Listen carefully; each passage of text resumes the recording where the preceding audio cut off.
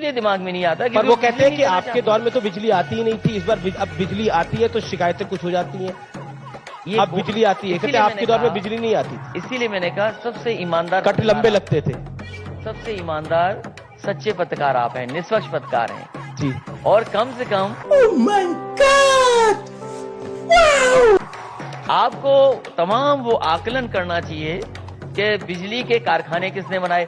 हमें तो ऑक्सीजन देनी थी, हमने सड़कों पे ऑक्स छोड़ दिए। लेकिन आप ऑक्स तो समझते हैं ना, किसको छोड़ा है ऑक्स। बिल्कुल बिल्कुल। बीजेपी तो खुल के कह रही है कि अयोध्या हमने तैयार कर दी है, काशी हमने बना दी है और अब मथुरा की बारी है। आप क्या कह रहे हैं? ये रुको जरा, सब्र करो। मथुरा की बारी में आप साथ हैं? समाजवादी पार्टी संविधान और देश के कानून के साथ है जी। भारतीय जनता पार्टी इन तमाम मुद्दों को वोट के लिए उठाती है। राम परशुराम आप वोट के लिए नहीं कर रहे? मैं भगवान कृष्ण का सपना आपको वोट के लिए नहीं है? नहीं, मुझे ये बात फिर अधूरी नहीं होनी चाहिए। इसीलिए मैंने कहा पूरे देश में सबसे निष्पक्ष पत्रकार आप हैं। जी जी। और एक निष्पक्ष पत्रकार से मैं उम्मीद करता हूं कि वो पूरी बात जरूर रखेंगे जी। क्योंकि बीजेपी के लोग इनको टिकट नहीं दे रहे हैं। आप बात समझिए। और इसलिए क्योंकि वो भारतीय जनता पार्टी के सदस्य नहीं है। पर आपको लगता है योगी आदित्यनाथ को टिकट का खतरा है? आप टिकट मांग रहे हैं तभी तो पत्र लिखाए रहे हैं। खबर तो है वो ये अयोध्या से चुनाव लड़ सकते हैं या गोरखपुर से लड़ सकते हैं। तो दो ना, लेकिन बीजेपी कहाँ टिकट देगी उनको? तो बीजेपी तो देगी टिकट वो नहीं ले सकते, उन्हें बीजेपी से टिकट मांगनी पड़ेगी। अच्छा एक बात बताइए। उन्हें टिकट मांगनी पड़ेगी बीजेपी से और वो बीजेपी के सदस्य नहीं है। बीजेपी के तमाम सीनियर लोग दुखी हैं उनसे, परेशान है कि किसको उनके ऊपर बैठा दिया। 2019 में तो स्नान किया था आपने। अभी मजा आएगा ना भिड़ो। मैंने कई बार स्नान लिया, आप नहीं जानते। मैं कई बार गंगा में स्नान कर चुका हूँ। ये जरूरी नहीं है कि टीवी का कैमरा जाए तभी मैं स्नान करूँ। कुछ लोग ऐसे हैं जब तक कैमरा नहीं जाएगा तब तक स्नान नहीं करेंगे। आप प्रधानमंत्री पे निशाना साधते हैं? मैं किसी पे निशाना नहीं जानता। हमारे तो मुख्यमंत्री जी स्नान ही करना नहीं जानते। उनका वीडियो निकालिए कैसे स्नान कर रहे थे वो गंगा में। मैं बोल सकता हूँ कि पुष्पराज जैन को आप अपनी पार्टी में रखे या निकाले? पुष्पराज जैन मेरे पार्टी के हैं, मैं स्वीकार कर रहा हूँ, लेकिन एक आप निष्पक्ष पत्रकार हैं जी। और देश के उन पत्रकारों में गिनती होती है जो ईमानदार पत्रकार हैं जी। तो मैं ये आप जानना चाहता हूँ, ये भारतीय जनता पार्टी का जो आईटी सेल का हेड है क्या झूठ बोल रहा है कि नहीं बोल रहा है? एम्बुश लगा के उनको टारगेट किया जा सकता था। मतलब क्या आपको लगता नहीं है बड़ा सिक्योरिटी लैप्स है? आप खुद एक मुख्यमंत्री रहे हैं, फॉर्मर सीएम है आप, व्हाट यू हैव टू से? नहीं, देखिए सिक्योरिटी से किसी को खिलवाड़ नहीं करनी चाहिए, नंबर 1। और प्रधानमंत्री जो पद है उस पर सिक्योरिटी वैसे ही पर्याप्त होती है। लेकिन अगर प्रधानमंत्री थे तो कम से कम उस सभा में जरूर जाना चाहिए था जहाँ खाली कुर्सी थी। मैं तो किसानों से कहूंगा कि अगली बार खाली कुर्सी हो तो प्रधानमंत्री को रोके नहीं। सिक्योरिटी की जहाँ बात है जी, तो भारतीय जनता पार्टी बताए कि औरों की सिक्योरिटी नहीं हो सकती।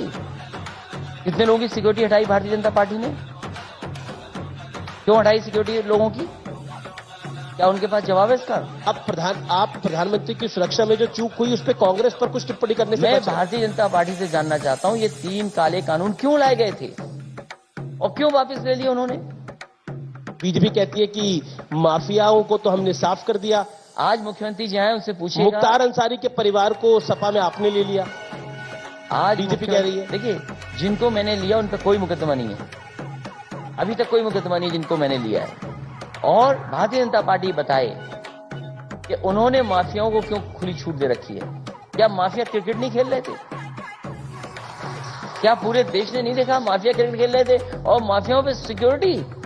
और आज मुख्यमंत्री जी आए तो बताएं कि मिर्जापुर का माफिया कौन है, चंदौली का माफिया कौन है, बनारस का माफिया कौन है, भदोई का माफिया कौन है? वे ओवैसी कहते हैं कि आपको मुसलमानों का वोट चाहिए लेकिन उनके साथ नहीं खड़ा होना चाहते आप। समाजवादी पार्टी ने और जब भी समाजवादी सरकार बनी है मुसलमान भाइयों के लिए जितना काम कर सकती थी उतना काम किया और आने वाले समय में उनके साथ कोई भेदभाव नहीं होगा, कोई अन्याय नहीं होगा। टहलने की आदत तो है नहीं, मुझे नहीं लगता टहलने की आदत होगी। अगर योगा वगैरह करते होंगे, ध्यान लगा क्या योगा करते होंगे? नहीं योगा करते वो। जब योगी नहीं तो योगा क्या करेंगे? पर वो सुबह 4 बजे उठ जाते हैं, ऐसी जानकारी है। योगी वो है जो दूसरों का दुख अपना दुख समझे। क्या हमारे मुख्यमंत्री दुख समझते हैं? ये बढ़िया था गुरु।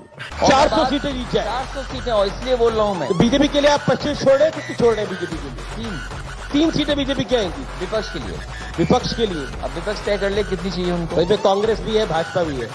ये ज्यादा ओवर कॉन्फिडेंस नहीं है कि जिसमें आपकी जो 400 आ रही ये है? आप देखिए ना, इनके विधायक कूटे जा रहे हैं, इनके सांसद कूटे जा रहे हैं, लेकिन आपने इनके सांसद घर में, गांव में नहीं घुस पा रहे। पहले चरण का चुनाव किसानों के मान सम्मान का चुनाव है, उनके गन्ने के भुगतान का चुनाव है। लेकिन आपने जो महंगा बिल दिया, आज बीजेपी ने बिल क्यों महंगा सस्ता कर दिया? आप ये मंच पे बात कर रहे हैं, लेकिन आपके सांसद एसटी हसन कहते हैं कि इस बारी कौम का वोट बंटना नहीं चाहिए। सवाल एसटी हसन भरत साहब का नहीं है, फिर वो बोलते हैं। सवाल ये है कि उत्तर प्रदेश की जनता बीजेपी को हटाना चाहती है।